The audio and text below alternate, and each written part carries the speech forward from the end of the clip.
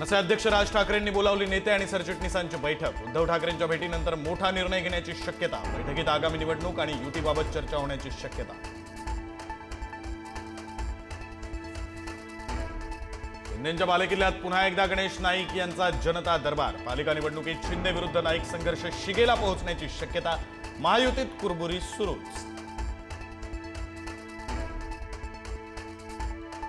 शिंदेंच्या शिवसेनेचे नेते रामदास कदम आज मुख्यमंत्र्यांना भेटणार। बाळासाहेब ठाकरेंच्या मृत्यू प्रकरणी सीबीआय चौकशीची मागणी करणार। दोन्ही शिवसेनांमध्ये जोरदार जुंपली। विलेपार्लेतील एसआरए योजनेमध्ये परबांनी 8,000 मराठी माणसांना दम देऊन बेघर केलं। रामदास कदमांचे अनिल परबांवर नवे आरोप। बिल्डरनं परबांना मर्सिडीज दिल्याचाही कदमांचा आरोप।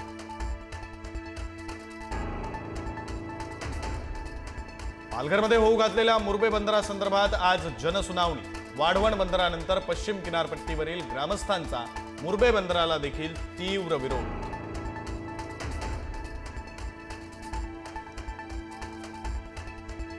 एसटी प्रवर्गातील आरक्षणासाठी धनगर आणि बंजारा समाज आक्रमक। आज अनेक ठिकाणी संयुक्त मोर्चे। दोन्ही समाजाचा आरक्षणाचा लढा आणखी तीव्र होणार।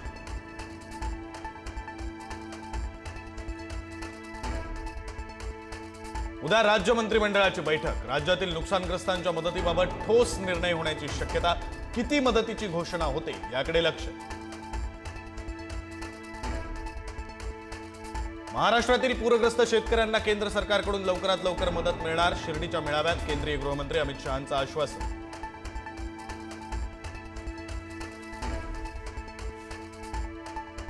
मराठवाड्यातील परिस्थितीचा अंतिम प्रस्ताव राज्य सरकारनं केंद्राकडे दिलेला नाही। तातडीनं निर्णय घ्या, शरद पवारांची मागणी।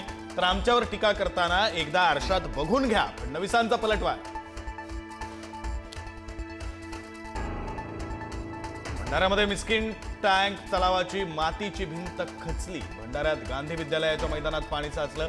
रस्त्यावर पाणी साचल्यानं वाहन चालकांची तारांबळ।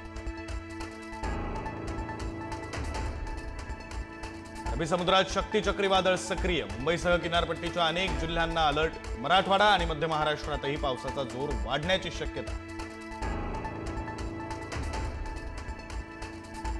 नेपाळमध्ये पावसाचा हाहाकार। भूस्खलन आणि पुरात 63 जणांचा बळी। मुसळधार पावसानंतर नद्यांनी धोक्याची पातळी ओलांडली। नेपाळ लष्कर, सशस्त्र पोलीस दल बचाव कार्यासाठी तैनात। पश्चिम बंगालमध्ये तुफान पाऊस। दार्जिलिंगमधील भूस्खलनात आतापर्यंत 18 जणांचा मृत्यू। पंतप्रधानांनी व्यक्त केला शोक। मदतीचंही आश्वासन। नेपाळमधील पावसाचा बिहारलाही मोठा फटका। बिहारमधील अनेक जिल्ह्यात पूरस्थिती। लोकांचं स्थलांतर सुरू। मोठं नुकसान होण्याची शक्यता।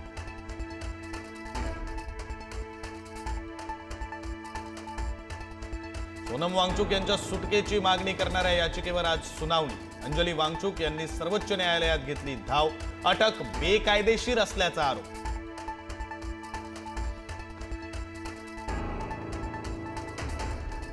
महिला विश्वचषकातही भारताचाच डंका। पाकिस्तानला पुन्हा धूळ चारली। पाकची नाचक्की सुरूच। हरमनप्रीत कौरच्या संघाची दमदार कामगिरी।